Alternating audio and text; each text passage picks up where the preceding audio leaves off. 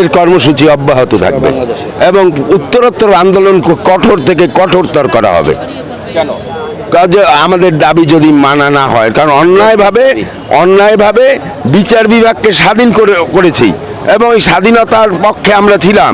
দীর্ঘকালের আন্দোলন সংগ্রাম এবং আমাদের বক্তব্যের মাধ্যমেই বিচার বিভাগ স্বাধীন হয়েছে। এই স্বাধীনতার অর্থ এই না যে ঘুষ খাওয়ার স্বাধীনতা দিয়েছে। সমগ্র বিচার বিভাগের প্রতি আমাদের সকলের পূর্ণ শ্রদ্ধা রয়েছে।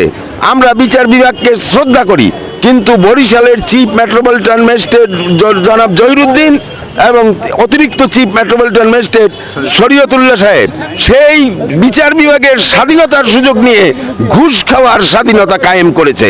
একদিন পরেই জামিন দিয়েছে 30 লাখ টাকা ঘুষ খেয়ে জেমুন্নেসা আফরোজকে।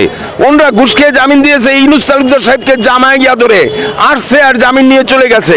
ওনারা মনিরুল ইসলাম সবিকে 10 লাখ টাকা ঘুষ খেয়ে জামিন দিয়েছে, যেগুলি জজ আদালত কর্তৃক নামঞ্জুর হয়েছিল। এই যে কাজগুলি করেছে, এই কাজগুলি অন্যায়। আমরা সমাজে চলি, সেলুনে যাই, তখন ওই সেলুনের লোকটিও জিগায় গরিব মানুষগুলো হাজতে, আর এই ধনী জেবুন্নেসা মনিরুল ইসলাম ছবি, তারপর ইউনুস তালুকদার সাহেব, এরা কেন মুক্ত? এখন ধনী মানুষ মুক্ত এই কারণে যে তাদের হাতে টাকা আছে, ওনারা টাকা খুব পছন্দ করে। ধন্যবাদ।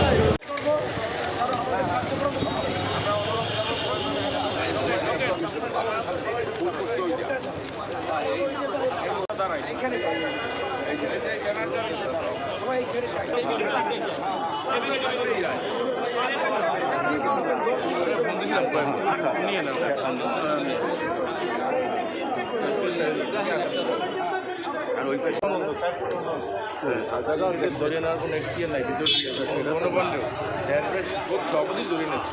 আর এরা যদি আমাদের নিয়োজিত তাদেরই স্মার্ট মিছিল আইসে চাই।